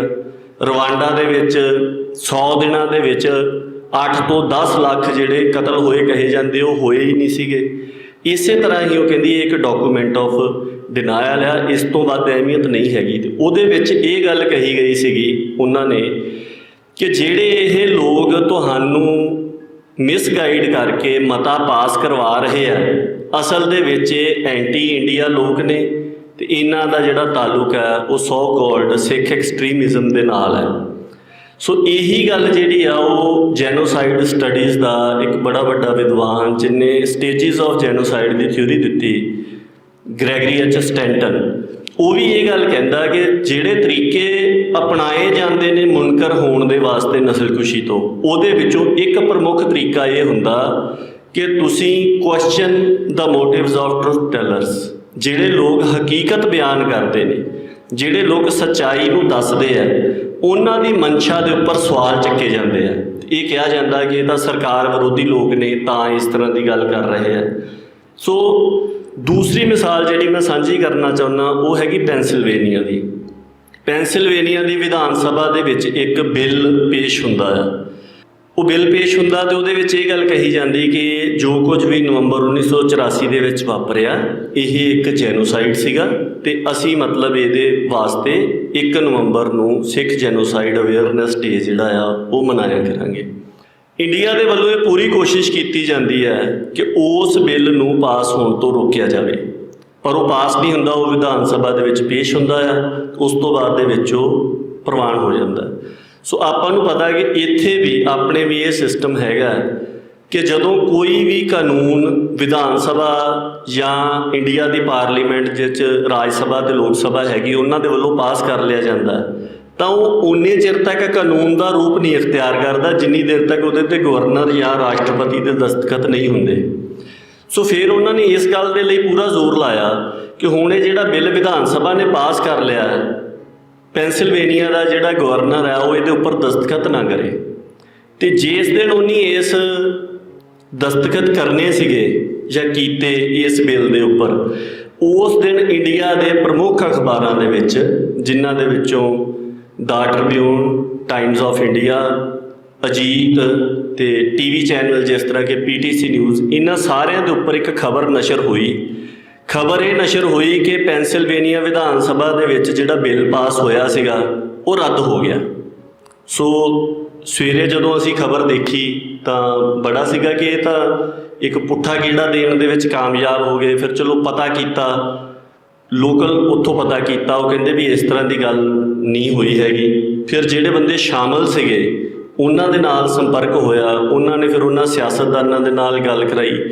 ਫਿਰ ਗੱਲ ਇਹ ਨਿਕਲ ਕੇ ਸਾਹਮਣੇ ਆਈ ਕਿ ਅਸਲ ਦੇ ਵਿੱਚ ਗਵਰਨਰ ਨੇ ਸਾਈਨ ਕਰ ਦਿੱਤੇ ਆ ਅਤੇ ਉਹ ਜਿਹੜਾ ਬਿੱਲ ਸੀਗਾ ਉਹ ਹੁਣ ਕਾਨੂੰਨ ਦਾ ਰੂਪ ਧਾਰ ਚੁੱਕਾ ਹੈ। ਔਰ ਇਹ ਗੱਲ ਦਾ ਤੱਥ ਜਿਹੜਾ ਆ ਉਹ ਪੈਂਸਿਲਵੇਨੀਆ ਵਿਧਾਨ ਸਭਾ ਦੀ ਵੈਬਸਾਈਟ ਦੇ ਉੱਪਰ ਨਸ਼ਰ ਸੀਗਾ। ਸੋ ਜਦੋਂ ਸਾਰਾ ਕੁਝ ਨਾਕਾਮਯਾਬ ਰਿਹਾ, ਹਰ ਤਰ੍ਹਾਂ ਦਾ ਦਬਾਅ ਬਣਾਉਣਾ, ਤੇ ਫਿਰ ਫੇਕ ਨਿਊਜ਼ ਦੇ ਰਾਹੀਂ ਇਹ ਪ੍ਰਭਾਵ ਦੇਣ ਦੀ ਕੋਸ਼ਿਸ਼ ਕੀਤੀ ਗਈ ਕਿ ਸਿੱਖਾਂ ਦੇ ਵਿੱਚ ਇਸ ਗੱਲ ਨੂੰ ਲੈ ਕੇ ਮਤਲਬ ਇੱਕ ਨਿਰਾਸ਼ਤਾ ਆਵੇ ਕਿ ਜਿਹੜੇ ਯਤਨ ਚੱਲ ਰਹੇ ਸੀਗੇ ਉਹ ਕਾਮਯਾਬ ਨਹੀਂ ਹੋ ਰਹੇ। ਸੋ ਅੱਜ ਵੀ ਜੇ ਤੁਸੀਂ ਪੈਂਸਿਲਵੇਨੀਆ ਸਟੇਟ ਅਸੈਂਬਲੀ ਦੀ ਜਿਹੜੀ ਵੈਬਸਾਈਟ ਹੈ ਉਹਨੂੰ ਖੋਲ੍ਹੋ ਅਤੇ ਉਹਦੇ ਉੱਪਰੋਂ ਉਹ ਰੈਜ਼ੋਲੂਸ਼ਨ ਜਿਹੜਾ ਆ ਸ਼ਾਇਦ 1640 ਨੰਬਰ ਉਹ ਹੈਗਾ, ਜੇ ਮੈਂ ਨਹੀਂ ਭੁੱਲਦਾ। ਵੈਸੇ ਉਹਦੇ 'ਤੇ ਸਿੱਖ ਅਤੇ ਜੈਨੋਸਾਈਡ ਲਿਖ ਕੇ ਸਰਚ ਮਾਰੋਗੇ ਤਾਂ ਉਹ ਲੱਭ ਜਾਂਦਾ ਹੈ। ਸੋ ਤੁਸੀਂ ਦੇਖੋਗੇ ਉਹ ਅੱਜ ਵੀ ਮਤਾ ਜਿਹੜਾ ਆ ਉਹਦੇ ਉੱਪਰ ਪਿਆ ਹੋਇਆ ਔਰ ਦੱਸਿਆ ਹੋਇਆ, ਜਿਹੜੀ ਉਹਦੀ ਟਾਈਮ ਲਾਈਨ ਆਉਂਦੀ ਹੈ, ਇੰਨੀ ਤਰੀਕ ਨੂੰ ਇਹ ਪੇਸ਼ ਹੋਇਆ, ਫਿਰ ਇਸ ਕਮੇਟੀ ਦੇ ਕੋਲ ਗਿਆ, ਇਸ ਦਿਨ ਇਹਦੇ 'ਤੇ ਬਹਿਸ ਹੋਈ, ਇਸ ਦਿਨ ਇਹ ਪ੍ਰਵਾਨ ਹੋਇਆ ਅਤੇ ਇਸ ਦਿਨ ਗਵਰਨਰ ਨੇ ਇਹਨੂੰ ਆਪਣੀ ਸਹਿਮਤੀ ਜਿਹੜੀ ਹੈ ਉਹ ਦੇ ਦਿੱਤੀ। ਸੋ ਇਸ ਤਰੀਕੇ ਦੇ ਨਾਲ ਇਸ ਸਾਰੇ ਕਾਸੇ ਨੂੰ ਰੋਕਣ ਦਾ ਯਤਨ ਜਿਹੜਾ ਉਹ ਕੀਤਾ ਗਿਆ। ਫਿਰ ਤੁਸੀਂ ਦੇਖੋ ਕਿ ਇੰਡੀਆ ਦੇ ਵਿੱਚ ਜਿਸ ਤਰ੍ਹਾਂ ਆਪਾਂ ਸਰਕਾਰਾਂ ਦੀ ਗੱਲ ਕੀਤੀ ਕਿ ਇੱਕ ਸਰਕਾਰਾਂ ਸੀਗੀਆਂ ਜਿਨ੍ਹਾਂ ਦੀ ਇਹ ਇੱਛਾ ਸੀਗੀ ਕਿ ਬਿਲਕੁਲ ਕੋਈ ਕਾਰਵਾਈ ਨਾ ਹੋਵੇ, ਦੂਸਰਿਆਂ ਦੀ ਇੱਛਾ ਇਹ ਆਈ ਕਿ ਕੁਛ ਥੋੜ੍ਹੀ ਬਹੁਤੀ ਕਾਰਵਾਈ ਕਰੋ ਅਤੇ ਇਹ ਗੱਲ ਕਹੋ ਕਿ ਭਾਈ ਇਹ ਬਿਲਕੁਲ ਸਾਡਾ ਅੰਦਰੂਨੀ ਮਸਲਾ ਸੀਗਾ ਅਤੇ ਇਸ ਤਰੀਕੇ ਦੇ ਨਾਲ ਇਹ ਹੋਈ ਸੀਗੀ ਅਤੇ ਹੁਣ ਇਹ ਮਸਲੇ ਦੇ ਵਿੱਚ ਅਸੀਂ ਜੋ ਵੀ ਲੋੜੀਂਦਾ ਨਿਆਂ ਹੈਗਾ ਆ ਉਹ ਕਰ ਰਹੇ ਆ, ਜਾਂ ਸਾਡਾ ਇੱਕ ਜੁਡੀਸ਼ੀਅਲ ਸਿਸਟਮ ਇਨ ਪਲੇਸ ਹੈਗਾ ਆ ਅਤੇ ਉਹ ਇਹਨਾਂ ਮਾਮਲਿਆਂ ਦੇ ਵਿੱਚ ਕਾਰਵਾਈ ਕਰ ਰਿਹਾ। ਹੁਣ ਜੇ ਪੋਲੀਟੀਕਲ ਪਾਰਟੀਆਂ ਦੇ ਪੱਧਰ ਦੇ ਉੱਪਰ ਦੇਖਿਆ ਜਾਵੇ, ਸਾਲ 2014 ਦੇ ਵਿੱਚ ਦਿੱਲੀ ਵਿਧਾਨ ਸਭਾ ਦੇ ਵਿੱਚ ਆਮ ਆਦਮੀ ਪਾਰਟੀ ਦੀ ਸਰਕਾਰ ਜਿਹੜੀ ਹੈ ਉਹ ਆ ਜਾਂਦੀ ਹੈ। ਉਸ ਸਮੇਂ ਤੱਕ ਉਹ ਸਿੱਖਾਂ ਦੇ ਮਾਮਲਿਆਂ ਦੇ ਵਿੱਚ ਕਾਫੀ ਜ਼ਿਆਦਾ ਦਿਖਾ ਰਹੇ ਸੀਗੇ ਜਾਂ ਬਹੁਤ ਸਾਰੀਆਂ ਇਸ ਤਰ੍ਹਾਂ ਦੀਆਂ ਗੱਲਾਂ ਕਰ ਰਹੇ ਸੀਗੇ। 2015 ਜੂਨ ਮਹੀਨੇ ਦੇ ਵਿੱਚ ਦਿੱਲੀ ਦੀ ਵਿਧਾਨ ਸਭਾ ਦੇ ਵਿੱਚ ਇੱਕ ਮਤਾ ਆਉਣਾ ਸੀਗਾ। ਉਸ ਸਮੇਂ 3 ਮੈਂਬਰ ਜਿਹੜੇ ਆ ਉਹ ਭਾਰਤੀ ਜਨਤਾ ਪਾਰਟੀ ਦੇ ਸੀਗੇ ਅਤੇ ਬਾਕੀ ਸਾਰੇ ਮੈਂਬਰ ਜਿਹੜੇ ਆ ਉਹ ਆਮ ਆਦਮੀ ਪਾਰਟੀ ਦੇ ਵਿਧਾਨ ਸਭਾ ਦੇ ਵਿੱਚ ਸੀਗੇ।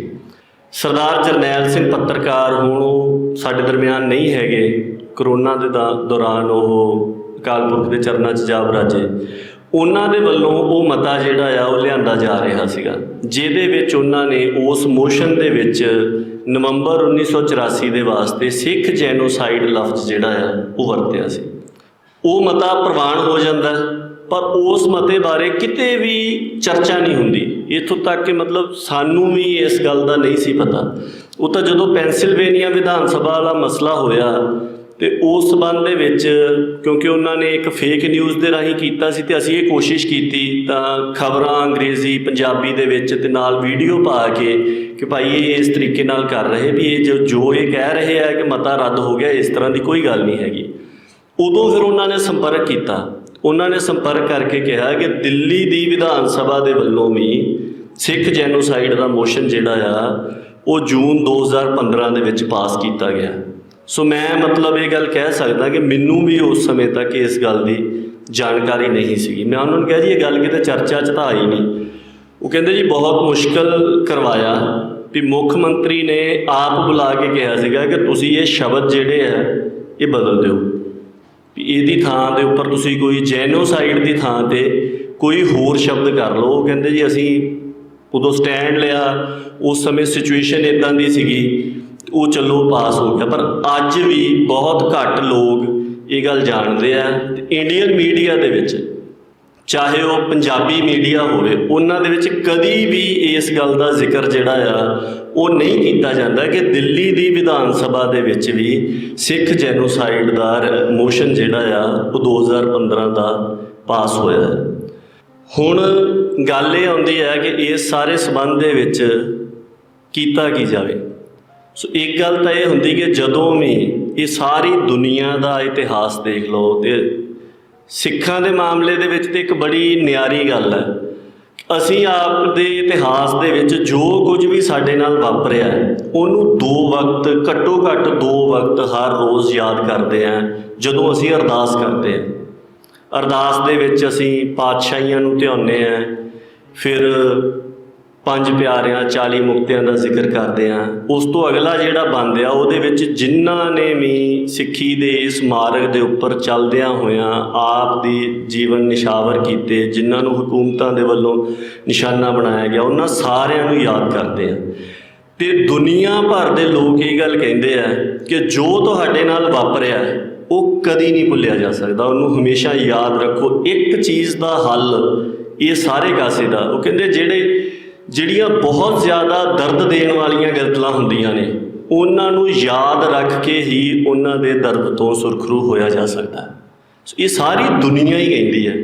ਸੋ ਇੱਕ ਗੱਲ ਉਹਦੇ ਤੋਂ ਇਹ ਜਿਹੜਾ ਸਮਾਗਮ ਹੈ ਇਹਦੀ ਵੀ ਅਹਿਮੀਅਤ ਸਮਝੀ ਜਾਣੀ ਚਾਹੀਦੀ ਹੈ ਕਿ ਇਹ ਇਸ ਤਰ੍ਹਾਂ ਦੇ ਸਮਾਗਮ ਹੋਣੇ ਅਤੇ ਜੂਨ ਦੇ ਸੰਬੰਧ ਦੇ ਵਿੱਚ ਨਵੰਬਰ 1984 ਦੀ ਨਸਲਕੁਸ਼ੀ ਦੇ ਸੰਬੰਧ ਦੇ ਵਿੱਚ, ਤੀਜੇ ਘੱਲੂਘਾਰੇ ਦੇ ਸੰਬੰਧ ਦੇ ਵਿੱਚ ਇਹ ਇੰਨੇ ਜ਼ਿਆਦਾ ਅਹਿਮ ਹੈਗੇ ਆ। ਅਤੇ ਪਿਛਲੇ ਸਮੇਂ ਦੇ ਦੌਰਾਨ ਇਹ ਜੋ ਕੁਝ ਵੀ ਯਾਦ ਕਰਨ ਦਾ ਸਿਲਸਿਲਾ ਹੈਗਾ ਆ ਇਹ ਪਹਿਲਾਂ ਦੇ ਨਾਲੋਂ ਵਧਿਆ ਹੈ।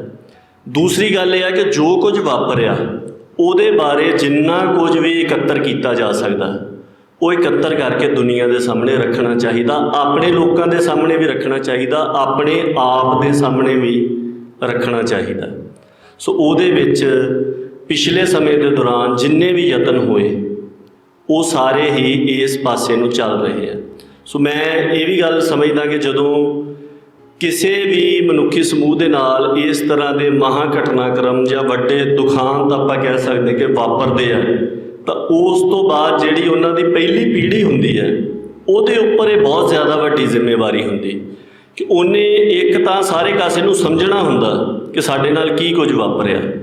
ਜਿਹੜੀਆਂ ਵੱਡੀਆਂ ਘਟਨਾਵਾਂ ਹੁੰਦੀਆਂ ਉਹਨਾਂ ਦੇ ਪੂਰੇ ਮਾਇਨੇ ਕਦੀ ਵੀ ਸਮਝ ਨਹੀਂ ਆਉਂਦੇ, ਉਹਨਾਂ ਨੂੰ ਸਮਝਣ ਦੇ ਵਾਸਤੇ ਬਹੁਤ ਲੰਬਾ ਸਮਾਂ ਲੱਗ ਜਾਂਦਾ। ਜਿਹੜੀ ਮਨੁੱਖੀ ਸਮਝ ਆ ਉਹ ਹੌਲੀ ਹੌਲੀ ਉਹਨਾਂ ਦੇ ਬਾਰੇ ਦੇ ਵਿੱਚ ਉਹਨਾਂ ਦੀ ਅਸਲ ਤਾਸੀਰ ਨੂੰ ਪਛਾਣਦੀ ਹੈ, ਉਹਨਾਂ ਦੀ ਵਿਆਪਕਤਾ ਦੇ ਘੇਰੇ ਨੂੰ ਪਛਾਣਦੀ ਹੈ ਅਤੇ ਉਹਨਾਂ ਦੇ ਬਾਰੇ ਦੇ ਵਿੱਚ ਇੱਕ ਸਮਝ ਜਾਂ ਦ੍ਰਿਸ਼ਟੀ ਜਿਹੜੀ ਆ ਉਹਨੂੰ ਘੜਨਾ ਸ਼ੁਰੂ ਕਰਦੀ ਹੈ। ਫਿਰ ਇਹ ਦੇਖਦੀ ਆ ਕਿ ਭਵਿੱਖ ਦੇ ਵਿੱਚ ਇਹਨਾਂ ਚੀਜ਼ਾਂ ਦੇ ਕੀ ਅਸਰ ਪਏ, ਕਿਸ ਤਰੀਕੇ ਦੇ ਨਾਲ ਹੋਣਾ ਹੈ। ਫਿਰ ਸੰਸਾਰ 'ਚ ਤੁਸੀਂ ਇਕੱਲੇ ਨਹੀਂ ਹੁੰਦੇ, ਤੁਹਾਡੇ ਨਾਲ ਉਹ ਵੱਡੀ ਤਕੜੀ ਅਤੇ ਰੋਹ ਮੌਜੂਦ ਹੁੰਦੀ ਹੈ ਜਿਹਨੇ ਉਹ ਸਾਰਾ ਕੁਝ ਕੀਤਾ। ਉਹ ਇੱਕ ਬੜੇ ਜ਼ੋਰ ਦੇ ਨਾਲ ਆਪਣਾ ਬਿਰਤਾਂਤ ਲੈ ਕੇ ਆ ਰਹੀ ਹੁੰਦੀ, ਉਹਨੂੰ ਕਿਸ ਤਰੀਕੇ ਦੇ ਨਾਲ ਰੋਕਣਾ। ਸੋ ਇਹਨੂੰ ਸਾਰੇ ਕਾਸੇ ਨੂੰ ਕਰਨ ਦਾ, ਚਾਹੇ ਅਸੀਂ ਯਾਦ ਕਰਨਾ ਹੋਵੇ, ਚਾਹੇ ਅਸੀਂ ਇਹਨੂੰ ਸਮਝਣਾ ਹੋਵੇ ਅਤੇ ਚਾਹੇ ਅਸੀਂ ਵਿਰੋਧੀ ਦੇ ਬਿਰਤਾਂਤ ਨੂੰ ਭੰਨ ਕੇ ਇੱਕ ਜਿੰਨੀ ਗੱਲ ਸਾਨੂੰ ਸਮਝ ਆ ਰਹੀ ਹੈ, ਜਿਸ ਤਰੀਕੇ ਨਾਲ ਆ ਰਹੀ, ਜੋ ਉਹਦੇ ਅਸਲ ਪੱਖ ਨੇ ਉਹ ਸਾਹਮਣੇ ਰੱਖਣੇ ਹੋਣ। ਇਹ ਸਾਰੇ ਕਾਸੇ ਦੇ ਵਾਸਤੇ ਇੱਕ ਬੜਾ ਵੱਡਾ ਸਰੋਤ ਇਹ ਹੈ ਕਿ ਜੋ ਕੁਝ ਜਿਨ੍ਹਾਂ ਦੇ ਨਾਲ ਵਾਪਰਿਆ ਉਹਨਾਂ ਦੇ ਕੋਲੋਂ ਉਹ ਸੁਣ ਕੇ, ਲਿਖ ਕੇ, ਕਿਸੇ ਵੀ ਸਾਧਨ ਦੇ ਨਾਲ ਉਹ ਸਾਹਮਣੇ ਲਿਆਂਦਾ ਜਾਵੇ। ਸੋ ਉਹ ਕਾਰਜ ਜਿਹੜਾ ਆ ਉਹ ਮਹੱਤਵਪੂਰਨ ਹੈ, ਜਿਹਦੇ ਤਹਿਤ ਅੱਜ ਮੈਂ ਸਮਝਦਾ ਜਿਹੜੀ ਕਿਤਾਬ ਸਿਰਫ ਦਿੱਲੀ ਨਹੀਂ ਨਿਸ਼ਾਨ ਪ੍ਰਕਾਸ਼ਨ ਦੇ ਵੱਲੋਂ ਜਾਰੀ ਕੀਤੀ ਗਈ ਹੈ। ਸੋ ਇਹ ਛੋਟਾ ਜਿਹਾ ਕਿਤਾਬਚਾ ਆ, ਪਰ ਇਹ ਦਿੱਲੀ ਦਰਬਾਰ ਦੇ ਬੜੇ ਵੱਡੇ ਬਿਰਤਾਂਤ ਨੂੰ ਭੰਨਦਾ ਆ ਕਿ ਨਵੰਬਰ 1984 ਦੇ ਵਿੱਚ ਸਿਰਫ ਦਿੱਲੀ ਦੇ ਵਿੱਚ ਸਿੱਖਾਂ ਨੂੰ ਨਿਸ਼ਾਨਾ ਬਣਾਇਆ ਗਿਆ।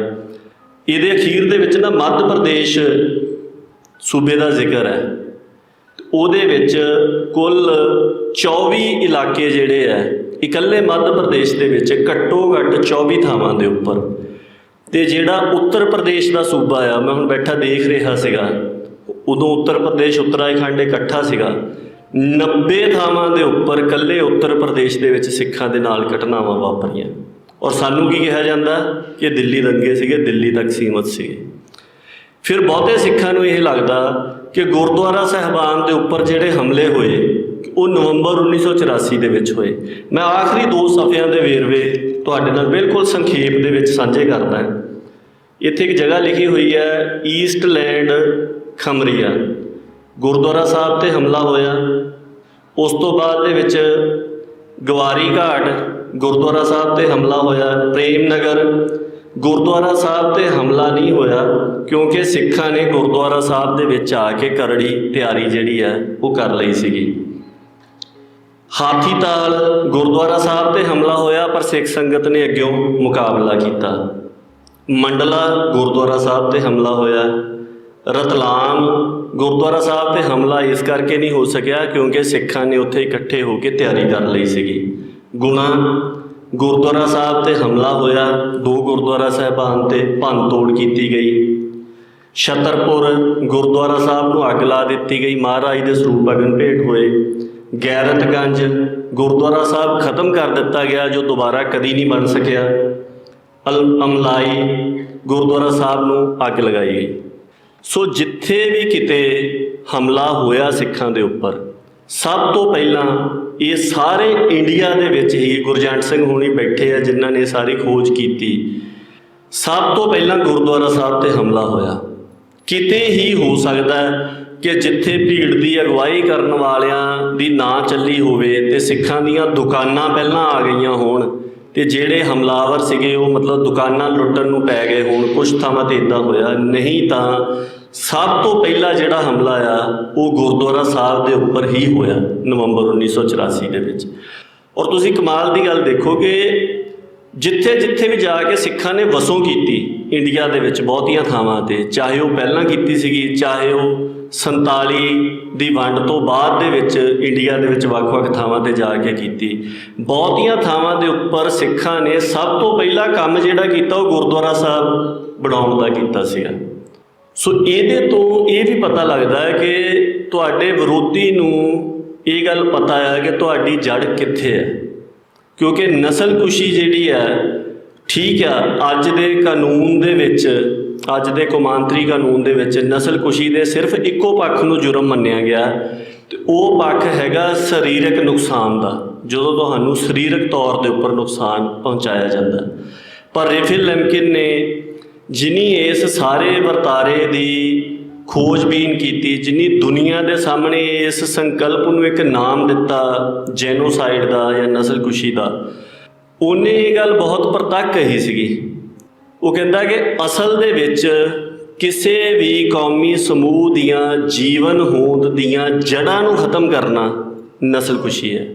ਹਰ ਉਹ ਸਰੋਤ ਜਿੱਥੋਂ ਤੁਸੀਂ ਬਣਦੇ ਹੋ ਉਹਨੂੰ ਖਤਮ ਕੀਤਾ ਜਾਂਦਾ, ਔਰ ਉਹਦੇ ਵਿੱਚ ਵੱਡੇ ਪੱਖ ਜਿਹੜੇ ਆ ਉਹ ਫਿਜ਼ੀਕਲ ਪਰਸੀਕਿਊਸ਼ਨ ਤੋਂ ਇਲਾਵਾ ਦੂਸਰੇ ਪੱਖ ਨੇ ਜਿਨ੍ਹਾਂ ਦੇ ਵਿੱਚ ਆਰਥਿਕ ਤੌਰ ਦੇ ਉੱਪਰ ਤੁਹਾਡੀਆਂ ਆਰਥਿਕ ਜੜ੍ਹਾਂ ਨੂੰ ਤਬਾਹ ਕਰਨਾ, ਤੁਹਾਡੇ ਵੈਲਿਊ ਸਿਸਟਮ ਨੂੰ ਖਤਮ ਕਰਨਾ, ਤੁਹਾਡੇ ਸੱਭਿਆਚਾਰਕ ਕਦਰਾਂ ਕੀਮਤਾਂ ਨੂੰ ਖਤਮ ਕਰਨਾ, ਤੁਹਾਡੀਆਂ ਰਾਜਨੀਤਿਕ ਸੰਸਥਾਵਾਂ ਨੂੰ ਖਤਮ ਕਰਨਾ, ਤੁਹਾਡੀਆਂ ਸਮਾਜਿਕ ਸੰਸਥਾਵਾਂ ਨੂੰ ਖਤਮ ਕਰਨਾ, ਤੁਹਾਡੀਆਂ ਧਾਰਮਿਕ ਸੰਸਥਾਵਾਂ ਨੂੰ ਖਤਮ ਕਰਨਾ, ਤੁਹਾਡੇ ਜੀਵਨ ਦੀ ਹੋਂਦ ਦੇ ਸਾਰੇ ਸੋਮਿਆਂ ਨੂੰ ਖਤਮ ਕਰਨਾ, ਸੁਕਾ ਦੇਣਾ, ਉਹਨਾਂ ਨੂੰ ਨਸ਼ਟ ਕਰਨਾ, ਇਹ ਨਸਲਕੁਸ਼ੀ ਹੈ। ਤੇ ਉਹਦਾ ਹੀ ਇੱਕ ਹਿੱਸਾ ਜਿਹੜਾ ਆ ਉਹ ਸਰੀਰਕ ਘਾਣ ਜਾਂ ਫਿਜ਼ੀਕਲ ਪਰਸੀਕਿਊਸ਼ਨ ਜਾਂ ਜਿਹਨੂੰ ਆਪਾਂ ਕਤਲੇਆਮ, ਅੱਜ ਦੀ ਜਿਹੜੀ ਕਾਨੂੰਨੀ ਭਾਸ਼ਾ ਕੌਮਾਂਤਰੀ ਕਾਨੂੰਨ ਦੀ ਹੈਗੀ ਆ ਜਿਹਨੂੰ ਜੈਨੋਸਾਈਡ ਬਣਦੀ, ਅਸਲ ਦੇ ਵਿੱਚ ਉਹ ਇਸ ਸਾਰੇ ਵਰਤਾਰੇ ਦਾ ਇੱਕ ਹਿੱਸਾ ਹੈ। ਔਰ ਉਹਦੇ ਵਿੱਚ ਗੁਰਦੁਆਰਾ ਸਾਹਿਬਾਨ ਦੀ ਜਿਹੜੀ ਅਹਿਮੀਅਤ ਹੈ ਉਹ ਕਿੰਨੀ ਜ਼ਿਆਦਾ ਸੀਗੀ। ਔਰ ਅੱਜ ਦੇ ਸਮੇਂ ਦੇ ਵਿੱਚ ਕਿਸ ਤਰੀਕੇ ਦੇ ਨਾਲ ਸਾਡੀਆਂ ਜਿਹੜੀਆਂ ਸੰਸਥਾਵਾਂ ਨੇ, ਸਾਡੇ ਗੁਰਦੁਆਰਾ ਸਾਹਿਬਾਨ ਨੇ, ਉਹਨਾਂ ਨੂੰ ਬਿਲਕੁਲ ਉਹਨਾਂ ਬੁਨਿਆਦੀ ਗੱਲਾਂ ਤੋਂ ਹਟਾਉਣ ਦੇ ਵਾਸਤੇ ਸਟੇਟ ਦੇ ਵੱਲੋਂ ਸਿੱਧੇ ਕਬਜ਼ੇ ਜਿਹੜੇ ਆ ਉਹ ਕੀਤੇ। ਹੁਣ ਤਾਂ ਦੇਖੋ ਜਿਹੜੇ ਸਟੇਟ ਦੇ ਨਾਲ ਚੱਲਦੇ ਰਹੇ ਪਿਛਲੇ 20 ਦਹਾਕਿਆਂ ਦੇ ਵਿੱਚ, ਹੁਣ ਤੇ ਉਹ ਵੀ ਖੁੱਲ੍ਹੇ ਰੂਪ ਦੇ ਵਿੱਚ ਕਹਿ ਰਹੇ ਆ ਕਿ ਭਾਈ ਇਹ ਆਪਣੀਆਂ ਸੰਸਥਾਵਾਂ 'ਤੇ ਕਬਜ਼ੇ ਕਰ ਰਹੇ ਆ। ਹਾਲਾਂਕਿ ਉਹ ਦੋਸ਼ ਮੁਕਤ ਉਹ ਵੀ ਨਹੀਂ ਹੈਗੇ। ਪਹਿਲਾਂ ਜਿੰਨਾ ਚਿਰ ਉਹਨਾਂ ਨੇ ਇਹਨਾਂ ਦੇ ਰਾਹੀਂ ਕਬਜ਼ੇ ਕੀਤੇ ਹੋਏ ਸੀਗੇ ਉਹਨਾਂ ਚਿਰ ਤੱਕ ਸਾਰਾ ਕੁਝ ਸਹੀ ਸੀ, ਸਹੀ ਲੱਗਦਾ ਸੀ ਇਹਨਾਂ ਨੂੰ। ਤੇ ਜਿਹੜੇ ਸਿੱਖ ਉਦੋਂ ਕਹਿੰਦੇ ਸੀਗੇ ਵੀ ਭਾਈ ਇਹ ਤੁਸੀਂ ਗਲਤ ਕਰ ਰਹੇ ਹੋ, ਤੁਸੀਂ ਸਰਕਾਰ ਦੇ ਸਾਹਮਣੇ ਲਿਜਾ ਕੇ ਸਾਰਾ ਸੋਮੇ ਜਿਹੜੇ ਆ ਸਿੱਖਾਂ ਦੇ ਉਹ ਰੱਖੇ ਹੋਏ ਨੇ, ਉਲਟਾ ਸਿੱਖਾਂ ਦੇ ਉਲਟ ਵਰਤਾ ਰਹੇ ਹੋ ਉਹਨਾਂ ਨੂੰ, ਓਨੇ ਚਿਰ ਤੱਕ ਤਾਂ ਉਹਨਾਂ ਸਾਰਿਆਂ ਨੂੰ ਸੱਤਾ ਦੀ ਨਸ਼ੇ ਦੇ ਵਿੱਚ ਆਏ ਹੋਏ ਨਿਸ਼ਾਨਾ ਬਣਾਉਂਦੇ ਸੀਗੇ। ਪਰ ਅੱਜ ਸਭ ਤੋਂ ਵੱਧ ਰੌਲਾ ਉਹੀ ਪਾ ਰਹੇ ਆ। ਬੇਸ਼ੱਕ ਗੱਲ ਕੋਈ ਵੀ ਕਰ ਰਿਹਾ ਹੋਵੇ, ਦੋਸ਼ ਮੁਕਤ ਨਾ ਵੀ ਹੋਵੇ, ਪਰ ਜਿਹੜੀ ਉਹ ਗੱਲ ਕੀਤੀ ਜਾ ਰਹੀ ਹੈ ਉਹ ਬਿਲਕੁਲ ਸਹੀ ਹੈ। ਔਰ ਉਹਨਾਂ ਦੇ ਗੱਲ ਕਰਨ ਦਾ ਮਤਲਬ ਇਹ ਹੈ ਕਿ ਹੁਣ ਗੱਲ ਹੋਰ ਵੀ ਜ਼ਿਆਦਾ ਅਗਲੇ ਪੱਧਰ ਦੇ ਉੱਪਰ ਚਲੀ ਗਈ ਹੈ। ਸੋ ਇਸ ਸਾਰੇ ਕਾਸੇ ਦੇ ਵਿੱਚ ਸਾਡੇ ਸਾਹਮਣੇ ਚੁਣੌਤੀਆਂ ਜਿਹੜੀਆਂ ਨੇ ਉਹ ਪਹਿਲਾਂ ਨਾਲੋਂ ਵੀ ਵਿਆਪਕ ਰੂਪ ਦੇ ਵਿੱਚ ਆ ਕੇ ਖੜੀਆਂ। ਇੱਕ ਗੱਲ ਇਹ ਬਹੁਤ ਮਹੱਤਵਪੂਰਨ ਸਮਝਣ ਵਾਲੀ ਹੈਗੀ, ਆਪਾਂ ਆਪਣੀ ਗੱਲਬਾਤ ਜਿਹੜੀ ਆ ਉਹ ਨੇੜੇ ਲਾਉਂਦੇ ਹਾਂ, ਉਹ ਇਹ ਹੈਗੀ ਕਿ ਦੁਨੀਆ ਨੂੰ ਸਦਾ ਸਰੀਰ ਨਾਲ ਜੋ ਵਾਪਰਦਾ ਉਹੀ ਦਿਸਦਾ।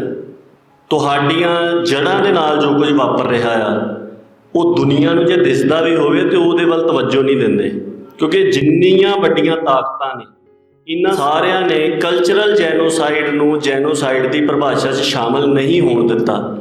ਕਿਉਂਕਿ ਜਿਹੜੇ ਮਾੜੇ ਮੁਲਕ ਆ ਉਹ ਫਿਜ਼ੀਕਲ ਜੈਨੋਸਾਈਡ ਦਾ ਕਰ ਸਕਦੇ ਆ, ਉਹ ਕਲਚਰਲ ਜੈਨੋਸਾਈਡ ਕਰ ਸਕਣ ਇੰਨੇ ਜ਼ਿਆਦਾ ਸਰੋਤ ਨਹੀਂ ਹੁੰਦੇ ਉਹਨਾਂ ਦੇ ਕੋਲ। ਸੋ ਜਿੰਨੀਆਂ ਸੋ ਕਾਲਡ ਡਿਵੈਲਪਡ ਕੰਟਰੀਜ਼ ਜਿਨ੍ਹਾਂ ਨੂੰ ਆਪਾਂ ਕਹਿੰਦੇ ਆ, ਜਿਹੜਾ ਕਲਚਰਲ ਜੈਨੋਸਾਈਡ ਹੁੰਦਾ ਉਹ ਜ਼ਿਆਦਾਤਰ ਇਹਨਾਂ ਦੇ ਵੱਲੋਂ ਕੀਤਾ ਜਾਂਦਾ, ਔਰ ਉਹ ਇੰਨਾ ਜ਼ਿਆਦਾ ਖਤਰਨਾਕ ਹੁੰਦਾ ਕਿ ਉਹਦੀ ਕਦੇ ਬਾਤ ਵੀ ਨਹੀਂ ਪੈਂਦੀ, ਉਹਦੀ ਕਿਤੇ ਗੱਲ ਵੀ ਨਹੀਂ ਚੱਲਦੀ।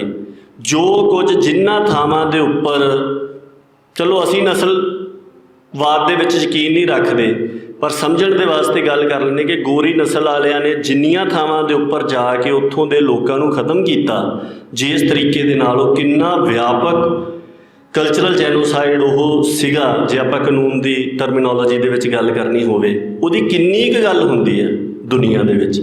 ਤੇ ਕੀ ਉਹਨੂੰ ਰਵਾਂਡਾ, ਯੂਗੋਸਲਾਵੀਆ ਤੇ ਨਾਜ਼ੀਜ਼ ਦੇ ਕਤਲੇਆਮ ਦੇ ਬਰਾਬਰ ਰੱਖ ਕੇ ਦੇਖਿਆ ਜਾਂਦਾ? ਕਿ ਇਹ ਮੰਨਿਆ ਜਾਂਦਾ ਉਸ ਤਰੀਕੇ ਦੇ ਨਾਲ ਪੋਸਟ ਹਿਊਮਸ ਟਰਾਇਲ ਚਲਾਉਣ ਦੀ ਗੱਲ ਚੱਲਦੀ ਹੈ ਜਿਸ ਤਰੀਕੇ ਦੇ ਨਾਲ ਸਰੀਰਕ ਨਸਲਕੁਸ਼ੀ ਦੇ ਮਾਮਲੇ ਦੇ ਵਿੱਚ ਚੱਲਦੀ ਹੋਵੇ? ਉਹ ਨਹੀਂ ਚੱਲਦੀ, ਉਹ ਇਸੇ ਕਰਕੇ ਨਹੀਂ ਚੱਲਦੀ। ਸੋ ਇਹ ਇੱਕ ਗੱਲ ਤਾਂ ਇਹ ਹੈਗੀ। ਫਿਰ ਤੁਸੀਂ ਦੇਖੋ ਕਿ ਜਿਹੜਾ ਨਸ਼ਿਆਂ ਦੇ ਰਾਹੀਂ ਹੈ, ਉਹ ਵੀ ਇੰਟਰਨੈਸ਼ਨਲ ਲਾਅ ਕਮਿਸ਼ਨ ਦੀ ਇਹ ਰਿਕਮੈਂਡੇਸ਼ਨ ਸੀਗੀ ਕਿ ਨਸ਼ਿਆਂ ਨੂੰ ਨਸਲਕੁਸ਼ੀ ਦੇ ਟੂਲ ਦੇ ਵਜੋਂ ਇਹਦੀ ਪਰਿਭਾਸ਼ਾ ਦੇ ਵਿੱਚ ਸ਼ਾਮਲ ਕਰਨਾ ਚਾਹੀਦਾ। ਉਹ ਵੀ ਵੱਡੇ ਮੁਲਕਾਂ ਨੇ ਨਹੀਂ ਹੋਣ ਦਿੱਤੀ, ਕਿਉਂਕਿ ਜਿੱਦਾਂ ਦਾ ਯੂਨਾਈਟਿਡ ਨੇਸ਼ਨਸ ਦਾ ਸਿਸਟਮ ਹੈ ਉਹਦੇ ਵਿੱਚ ਵੋਟਾਂ ਪੈਣੀਆਂ ਸੀਗੀਆਂ, ਉਹਨਾਂ ਵੋਟਾਂ ਦੇ ਦੌਰਾਨ ਥੋੜ੍ਹੀਆਂ ਜਿਹੀਆਂ ਵੋਟਾਂ ਤੋਂ ਸ਼ਾਮਲ ਹੋਣੋਂ ਰਹਿ ਗਿਆ। ਹਾਲਾਂਕਿ ਚੀਨ ਦੇ ਵਿੱਚ ਫਿਰੰਗੀ ਨੇ ਜੋ ਕੁਝ ਕੀਤਾ ਸੀਗਾ, ਓਪੀਅਮ ਵਾਰ ਜਿਹਨੂੰ ਕਹਿੰਦੇ ਆ, ਜਿਹੜੀ ਉੱਥੇ ਅਫੀਮ ਦਾ ਇੱਕ ਮਤਲਬ ਬੜਾ ਵੱਡਾ ਚੱਕਰ ਚੱਲਿਆ ਸੀਗਾ ਸਾਰਾ, ਕਿ ਇਸ ਤਰੀਕੇ ਦੇ ਨਾਲ ਉਹਨਾਂ ਨੂੰ ਨਿਸਤੋ ਨਾਬੂਦ ਕੀਤਾ ਗਿਆ ਸੀਗਾ, ਉਹ ਸਾਰੀ ਮਿਸਾਲ ਸਾਹਮਣੇ ਪਈ ਹੋਈ ਸੀਗੀ। ਔਰ ਇੰਟਰਨੈਸ਼ਨਲ ਲਾਅ ਕਮਿਸ਼ਨ ਨੇ ਆਪਣੀ ਰਿਕਮੈਂਡੇਸ਼ਨ ਦੇ ਵਿੱਚ ਬਕਾਇਦਾ ਉਹਦਾ ਜ਼ਿਕਰ ਕੀਤਾ ਸੀਗਾ, ਉਹਦੇ ਬਾਵਜੂਦ ਉਹ ਸ਼ਾਮਲ ਨਹੀਂ ਹੋਈ।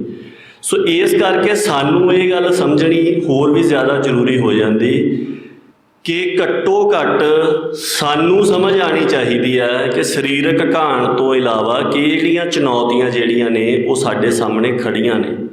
ਕਿਉਂਕਿ ਇਹ ਕੋਈ ਢਹਿੰਦੀ ਕਲਾ 'ਚ ਲਿਜਾਣ ਵਾਲੀ ਗੱਲ ਨਹੀਂ ਗੀ, ਜਾਂ ਇਹ ਦਿਖਾਉਣਾ ਕਿ ਇੱਦਾਂ ਦਬਾਇਆ ਜਾ ਰਿਹਾ। ਬੁਨਿਆਦੀ ਗੱਲ ਇਹ ਆ ਕਿ ਕਿਸੇ ਵੀ ਹਾਲਾਤ ਦਾ ਸਾਹਮਣਾ ਕਰਨ ਦੇ ਵਾਸਤੇ ਇਹ ਜ਼ਰੂਰੀ ਹੈ ਕਿ ਪਹਿਲਾਂ ਤੁਹਾਨੂੰ ਉਹਦੀ ਜਾਣਕਾਰੀ ਹੋਵੇ, ਫਿਰ ਤੁਹਾਨੂੰ ਉਹਦੀ ਸਮਝ ਹੋਵੇ, ਤੁਸੀਂ ਇਸ ਗੱਲ ਨੂੰ ਤਸਲੀਮ ਕਰੋ, ਫਿਰ ਉਹਦੇ ਵਿੱਚੋਂ ਤੁਹਾਡਾ ਜਿਹੜਾ ਰਿਸਪੌਂਸ ਆ ਉਹ ਨਿਕਲ ਕੇ ਸਾਹਮਣੇ ਆਉਣਾ ਹੈ। ਤੇ ਜੇਕਰ ਆਪਾਂ ਕਹੀਏ ਕਿ ਔਖੇ ਹਾਲਾਤਾਂ ਦੇ ਵਿੱਚੋਂ ਨਿਕਲਣਾ ਕਿੱਦਾਂ ਆ, ਉਹ ਤਾਂ ਦੇਖੋ ਮੈਨੂੰ ਲੱਗਦਾ ਕਿ ਇੱਥੇ ਤੁਹਾਡੇ ਨੇੜੇ ਹੀ ਹੈ ਕੋਪਰਹੀੜਾ, ਜਿੱਥੇ ਵੱਡਾ ਘੱਲੂਘਾਰਾ ਵਾਪਰਿਆ ਸੀਗਾ। ਉਸ ਇਤਿਹਾਸ ਦੇ ਪ੍ਰਸੰਗ ਤੋਂ ਵੱਡੀ ਮਿਸਾਲ ਹੋਰ ਕਿਹੜੀ ਦਿੱਤੀ ਜਾ ਸਕਦੀ ਹੈ ਇਸ ਸੰਦਰਭ ਦੇ ਜਾਂ ਇਸ ਪ੍ਰਸੰਗ ਦੇ ਵਿੱਚ, ਕਿ ਜਿਸ ਦਿਨ ਲਗਭਗ ਸਿੱਖਾਂ ਦੀ ਅੱਧੀ ਆਬਾਦੀ ਖਤਮ ਹੋ ਜਾਂਦੀ ਹੈ, ਉਸ ਦਿਨ ਉਹ ਇੱਕ ਅਰਦਾਸ ਕਰਦੇ ਆ ਤੇ ਸੱਚੇ ਪਾਤਸ਼ਾਹ ਦੇ ਕੋਲੋਂ ਬਲ ਮੰਗਦੇ ਆ। ਉਸ ਬਲ ਦਾ ਨਤੀਜਾ ਇਹ ਨਿਕਲਦਾ ਕਿ 8 ਮਹੀਨੇ ਬਾਅਦ ਉਹ ਜਿਹੜਾ ਹਕੂਮਤ ਦਾ ਕੇਂਦਰ ਸੀਗਾ ਲਾਹੌਰ, ਉਹਦੀਆਂ ਕੰਧਾਂ ਨੂੰ ਜਾ ਕੇ ਆਪਦੇ ਘੋੜਿਆਂ 'ਤੇ ਸਵਾਰ ਹੋ ਕੇ ਹੱਥ ਲਾਉਣੇ ਸ਼ੁਰੂ ਕਰ ਦਿੰਦੇ ਆ। ਸੋ ਬੁਨਿਆਦੀ ਗੱਲ ਇਹ ਹੈ ਕਿ ਸਿੱਖਾਂ ਨੂੰ ਨਵੰਬਰ 1984 ਦੇ ਵਿੱਚ ਇਸ ਕਰਕੇ ਖਤਮ ਕੀਤਾ ਗਿਆ ਕਿਉਂਕਿ ਉਹ ਸਿੱਖ ਸੀਗੇ। ਤੇ ਸਾਡੇ ਵਾਸਤੇ ਇਹ ਗੱਲ ਸਭ ਤੋਂ ਵੱਧ ਮਹੱਤਵਪੂਰਨ ਹੈ ਕਿ ਅੱਜ ਦੇ ਸਮੇਂ ਦੇ ਵਿੱਚ ਅਸੀਂ ਉਹਨਾਂ ਗੱਲਾਂ ਦੇ ਵੱਲ ਧਿਆਨ ਦੇਈਏ ਜਿਹੜੀਆਂ ਗੱਲਾਂ ਸਾਨੂੰ ਸਿੱਖ ਬਣਾਉਂਦੀਆਂ ਨੇ। ਉਹ ਬਿਲਕੁਲ ਮੂਲ ਉਹੀ ਗੱਲਾਂ ਨੇ ਜੋ ਗੁਰੂ ਸਾਹਿਬ ਨੇ ਸਾਨੂੰ ਦਿੱਤੀਆਂ, ਜਿਹਨੂੰ ਅਸੀਂ ਆਪਣੇ ਇਤਿਹਾਸ ਦੇ ਵਿੱਚ ਨਾਮਦਾਨ ਇਸ਼ਨਾਨ ਦੇ ਤੌਰ ਦੇ ਉੱਪਰ ਜਾਂ ਬਾਅਦ ਦੇ ਵਿੱਚ ਉਹਨੂੰ ਅਸੀਂ ਕਿਰਤ ਕਰੋ, ਵੰਡ ਛਕੋ, ਨਾਮ ਜਪੋ, ਇਹਦੇ ਤੌਰ ਦੇ ਉੱਪਰ ਯਾਦ ਕਰਦੇ ਹਾਂ। ਅਸੀਂ ਸੇਵਾ ਅਤੇ ਸਿਮਰਨ ਦੀ ਗੱਲ ਕਰਦੇ ਹਾਂ, ਸਰਬੱਤ ਦੇ ਭਲੇ ਦੀ ਗੱਲ ਕਰਦੇ ਹਾਂ, ਮਜ਼ਲੂਮ ਦੀ ਰੱਖਿਆ ਦੀ ਗੱਲ ਕਰਦੇ ਹਾਂ, ਜਰਵਾਣੇ ਦੀ ਭੱਖਿਆ ਦੀ ਗੱਲ ਕਰਦੇ ਹਾਂ, ਖਾਲਸਾ ਜੀ ਦੇ ਪਾਤਸ਼ਾਹੀ ਦਾਅਵੇ ਦੀ ਗੱਲ ਕਰਦੇ ਹਾਂ। ਸੋ ਇਹਨਾਂ ਦੇ ਅਨੁਸਾਰ ਚੱਲਣ ਦਾ ਯਤਨ ਕਰਨਾ ਹੀ ਇਸ ਸਾਰੇ ਮਸਲੇ ਦਾ ਹੱਲ ਬੁਨਿਆਦੀ ਰੂਪ ਦੇ ਵਿੱਚ ਉੱਥੇ ਪਿਆ ਹੋਇਆ। ਮੌਕੇ 'ਤੇ ਹਾਲਾਤ ਕਿੱਦਾਂ ਦੇ ਬਣਦੇ ਆ, ਤੁਸੀਂ ਕਿੱਦਾਂ ਦਾ ਰਿਸਪੌਂਸ ਦੇਣਾ ਆ। ਦੇਖੋ, ਅਕਾਲ ਪੁਰਖ ਕੋਈ ਕਲਾ ਵਰਤਾ ਦੇਵੇ ਉਹ ਇੱਕ ਅਲੱਗਾ ਗੱਲ ਹੈ, ਨਹੀਂ ਤਾਂ ਜੋ ਕੁਝ ਤੱਤ ਪਿਆ ਹੁੰਦਾ ਆ ਉਹਦੇ ਵਿੱਚੋਂ ਹੀ ਔਖੇ ਸਮੇਂ ਦੇ ਵਿੱਚ ਘੜ ਭੱਜ ਕੇ ਕੁਝ ਸਾਹਮਣੇ ਆਉਣਾ ਹੁੰਦਾ। ਆਪਾਂ ਕਹੀਏ ਵੀ ਬਿਲਕੁਲ ਹੁਣ ਲੱਕੜ ਦੇ ਵਿੱਚੋਂ ਉਹਨੂੰ ਅੱਗ ਦੀ ਕੁਠਾਲੀ 'ਚ ਢਾਲ ਕੇ ਸ਼੍ਰੀ ਸਾਹਿਬ ਨਹੀਂ ਤਿਆਰ ਹੋ ਸਕਦੀ, ਉਹਦੇ ਵਾਸਤੇ ਲੋਹਾ ਹੀ ਚਾਹੀਦਾ ਆ। ਸੋ ਉਹਦੇ ਵਾਸਤੇ ਇੱਕ ਮਾਰਗ ਜਿਹੜਾ ਆ ਉਹ ਗੁਰੂ ਸਾਹਿਬ ਨੇ ਆਪਾਂ ਨੂੰ ਦਰਸਾਇਆ ਆ, ਉਹਨਾਂ ਬੁਨਿਆਦੀ ਗੁਣਾਂ ਨੂੰ ਧਾਰਨ ਕਰਨ ਦਾ, ਅਤੇ ਸੱਚੇ ਪਾਤਸ਼ਾਹ ਦੇ ਚਰਨਾਂ 'ਚ ਅਰਦਾਸ ਕਰਨੀ ਚਾਹੀਦੀ। ਅਤੇ ਜਿਹੜੇ ਇਸ ਤਰ੍ਹਾਂ ਦੇ ਉਪਰਾਲੇ ਨੇ, ਜੋ ਕੁਝ ਵਾਪਰਿਆ ਉਹਨੂੰ ਜਾਣਨ ਸਮਝਣ ਦੇ, ਯਾਦ ਕਰਨ ਦੇ, ਇਹ ਨਿਰੰਤਰ ਜਾਰੀ ਰੱਖਣੇ ਚਾਹੀਦੇ ਆ। ਗੁਰੂ ਮਹਾਰਾਜ ਮਿਹਰ ਕਰੇ। ਕਹਿੰਦਿਆਂ ਹੋਇਆ ਕੁਝ ਵੱਧ ਘੱਟ ਕਿਹਾ ਗਿਆ ਹੋਵੇ ਤਾਂ ਖਿਮਾ ਦਾ ਜਾਚ ਕਹਿੰਦੀ। ਵਾਹਿਗੁਰੂ ਜੀ ਕਾ ਖਾਲਸਾ, ਵਾਹਿਗੁਰੂ ਜੀ ਕੀ ਫਤਿਹ।